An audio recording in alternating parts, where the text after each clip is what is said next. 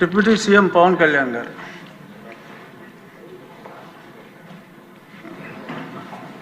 Thank you sir.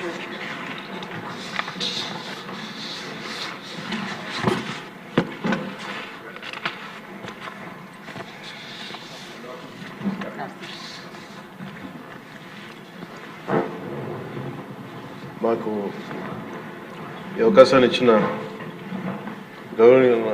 గౌరవనీయులైన సభాపతి గారికి కృతజ్ఞతలు తెలియజేసుకుంటాం.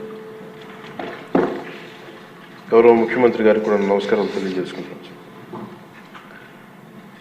జిఎస్టీ సంస్కరణ మీదుగా ఆంధ్రప్రదేశ్ శాసనసభలో జరుగుతున్న ఈ చర్చలో భాగంగా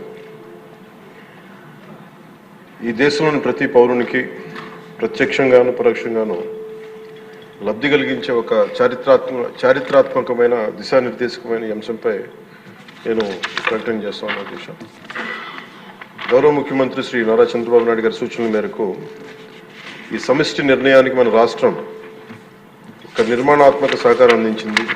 ఇటీవల కాలంలో జిఎస్టీ పన్నుల విధానంలో చోటు చేసుకున్న అతిపెద్ద సంస్కరణలలో ఒకదానికి రాష్ట్ర ప్రతినిధిగా బాధ్యత వహించడం నాకు చాలా గర్వకారణంగా ఉంది.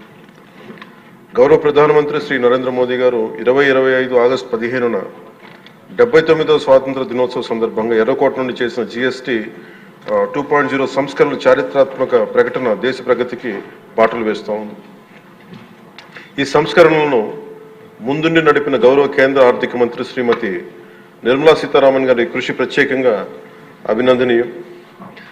జిఎస్టీ మండలి 56వ సమావేశంలో వాటిని ఆమోదించింది. గౌరవ ముఖ్యమంత్రి శ్రీ నారా చంద్రబాబు నాయుడు గారి రాష్ట్ర ఆదాయాలకు ప్రత్యేకించి అనేక సందర్భాల్లో ముఖ్యంగా జిఎస్టీ వచ్చిన తర్వాత గౌరవ ముఖ్యమంత్రి గారు ఒక సందర్భంలో అన్న మాటలు, రాష్ట్ర ఆదాయాలకి నష్టం కలుగుతున్నప్పటికీ కూడా సామాన్యుల ప్రయోజనాల కోసం విధానాన్ని మనం బలంగా సమర్థించాలని చెప్పి ఈరోజు వారు కూడా దీన్ని బలంగా సమర్థించారు. అధ్యక్షతని ఎందుకంటే మనకి ఆర్థిక ఆటుపోట్లని చూస్తూ కూడా వచ్చే ఆదాయం తగ్గిపోతున్న జిఎస్టీ సంస్కరణల వల్ల, కానీ దాన్ని ఇంకొకలాగా దాన్ని ఎలా పూడ్చుకోవాలని తెలిసి ఆయన ముందుండి దీన్ని మద్దతు తెలిపినందుకు వారికి నా కృతజ్ఞతలు తెలియజేస్తాను. ఈ చారిత్రాత్మక సంస్కరణలకు మద్దతు తెలిపిన తొలి రాష్ట్రంగా నిలిచింది నారా చంద్రబాబు నాయుడు గారి నాయకత్వంలోని ఆంధ్రప్రదేశ్ ప్రభుత్వం. జిఎస్టీ పన్నుల విధానాన్ని సులభతరం చేయడం ద్వారా సాధారణ ప్రజలకు ప్రత్యక్ష లాభాన్ని చేకూర్చి వ్యాపారులపై పన్నుల భారాన్ని తగ్గించి పన్ను వ్యవస్థలో పారదర్శకతను పెంచుతోంది.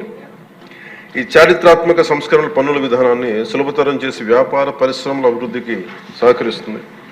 ప్రజల పొదుపును పెంచి కొనుగోలు శక్తిని పెంపొందించడానికి, కొత్త పెట్టుబడులను ఆకర్షించి దేశాన్ని స్థిరమైన వృద్ధి మార్గంలో నిలపడానికి దోహదపడుతుంది. జిఎస్టీ రేట్ల సరళీకరణ ద్వారా ప్రజలు అధికంగా ఉపయోగించే వస్తువులు సేవలకు డిమాండ్ పెంచి ఉత్పత్తిని విస్తరించి కొత్త పెట్టుబడులను ప్రోత్సహిస్తుంది. తద్వారా ఆర్థిక వృద్ధికి దారితీస్తుంది. నిజంగా ప్రజలకి ఆర్థిక వ్యవస్థకి చాలా లాభదాయకమైన సంస్కరణ. రంగాల వారీగా చూసుకుంటే ముఖ్యంగా రైతుల కోసం ట్రాక్టర్లు, వ్యవసాయ యంత్రాలు, పరికరాలు మరియు ఇన్పుట్స్ పై పన్నులు తగ్గించడం వల్ల సాగు వ్యవసాయ వ్యయాన్ని తగ్గించి ఉత్పాదకను పెంచుతాయి. తద్వారా గ్రామీణ ప్రాంత ప్రజల ఆదాయాలు పెరుగుతాయి. ఆధునిక సాంకేతిక పరికరాల వినియోగం ప్రోత్సహించడం ద్వారా వ్యవసాయ వృద్ధి మరింత బలపడుతుంది. తక్కువ ఆదాయ కుటుంబాల కోసం పాలు కానీ, పెరుగు కానీ, పన్నీర్ లాంటి నిత్యావసర వస్తువులపై పన్ను 5% నుండి 0% తగ్గించడం ద్వారా రోజువారీ వ్యయాన్ని తగ్గిస్తూ ఉంది. నిత్యావసరాలు నెయ్యి కానీ, వెన్న కానీ, వంట పాత్రలపై పన్ను 12% నుంచి 5% తగ్గించడం కూడా కుటుంబ బడ్జెట్లకి ఇది చాలా ఉపశమనం కలిగిస్తుంది. అలాగే ప్రతి కుటుంబం కోసం ఉండే సబ్బులు కానీ, షాంపూలు కానీ, టూత్పేస్ట్ వంటి వ్యక్తిగత సంరక్షణ ఉత్పత్తులపై పన్ను 18% నుంచి 18% నుండి 5% పరిమితం చేయడం ద్వారా వాటి ధరలు చాలా గణనీయంగా తగ్గుతాయి. తద్వారా ఆరోగ్యం, వ్యక్తిగత పరిశుభ్రత మెరుగుదల కనపడుతుంది. మధ్యతరగతి కుటుంబాల కోసం కార్లు, ఫ్రిడ్జ్లు, టీవీలు, ఎయిర్ కండిషనర్లపై పన్ను 28% నుంచి 18% తగ్గించడం ద్వారా వాటి ధరలు అందుబాటులోకి వచ్చి ప్రజల జీవన ప్రమాణాలు మెరుగుపడతాయి. అలాగే గృహ నిర్మాణానికి సంబంధించి సిమెంట్ పన్నుపై కూడా 28% నుంచి 18% తగ్గించడం ద్వారా గృహ నిర్మాణ వ్యయం తగ్గి సొంత ఇంటికల సాకారం అవుతోంది. ఆరోగ్య రంగం కోసం ఔషధాలపై పన్ను 12% నుంచి 5%కి, అత్యవసర మందులపై పన్ను 5% నుంచి 0% తగ్గించడం ద్వారా రోగులకి చాలా కీలక ఉపశమనం కలిగి అందరికీ వైద్య సేవలు అందుబాటులోకి వచ్చి ప్రజా ఆరోగ్య సంరక్షణ మెరుగుపడుతుంది. ముఖ్యంగా బీమా రంగంలో జీవిత ఆరోగ్య బీమాపై పన్నుని 0%కి తగ్గించడం ద్వారా మరిన్ని కుటుంబాలు బీమా పొంది వారి జీవన ప్రమాణాలు మెరుగుపడితే వాళ్ళకి ఒక భరోసా ఇస్తుంది. ముఖ్యంగా ఎంఎస్సీల కోసం వ్యాపార ఉత్పత్తులు, మధ్యవర్తిత్వ సేవలపై పన్ను సరళీకరణ ద్వారా ఖర్చులను తగ్గించి పోటీ వాతావరణాన్ని పెంచుతూ ఉంది. త్వరితగతిన వెంటనే రీఫండ్ ద్వారా వ్యాపారులకు సమయానికి డబ్బు అందుబాటులో ఉండి వ్యాపారం ఎగుమతులు, ఉపాధి అవకాశాలు పెరుగుతాయి. విద్యారంగం కోసం విద్యారంగానికి సంబంధించిన వస్తువులపై తక్కువ పన్నులు విద్యను మరింత అందుబాటులోకి తెస్తాయి.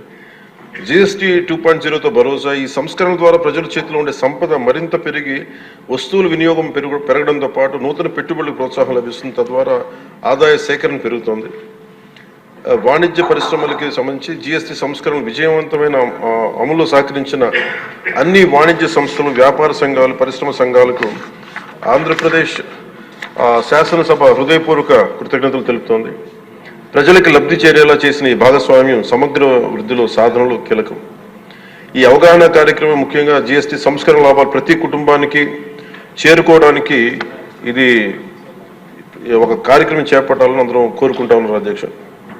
జిల్లా నుంచి గ్రామ స్థాయి వరకు ఈ అందరికీ తెలిసేలాగా మరింత ఏమేమి తగ్గుతాయి, ఏవి బెనిఫిట్స్ ఉన్నాయి, ఇవన్నీ ప్రజలందరికీ తెలియజేసే ఒక కార్యక్రమం ఖచ్చితంగా రూపొందించాలి. దాని మీద మేము కోరుకుంటా ఉన్నాం. అలాగే ఈ రెవెన్యూ కానీ, కమర్షియల్ ట్యాక్స్, పంచాయతీ అధికారులు గ్రామ స్థాయిల్లో ప్రజలకు నేరుగా కలిసి వాళ్ళకి మమేకం వాళ్ళకి ఎలా లబ్ధి చేకూరుతుందో అది కూడా చెప్పగలగాలి. పరస్పర అవగాహనతో పాటు పలు మీడియా వేదికల ద్వారా విస్తృత ప్రచార కార్యక్రమాలు చేపట్టాల్సిన అవసరం ఉంది. ఈ కార్యక్రమం ప్రధాన లక్ష్యం ప్రతి కుటుంబం జిఎస్టీ సంస్కరణ గురించి తెలుసుకుని వాటిని లాభాలు పొందాలని మనస్ఫూర్తిగా కోరుకుంటూ ఆంధ్రప్రదేశ్ ప్రభుత్వం ఈ చారిత్రాత్మక మార్గదర్శక సంస్కరణను ఆహ్వానిస్తూ ప్రజల ఆర్థికాభివృద్ధి కోసం వాటి విజయవంతమైన అమలుకు సంపూర్ణ మద్దతు ప్రకటిస్తుంది. థ్యాంక్ యూ అధ్యక్ష.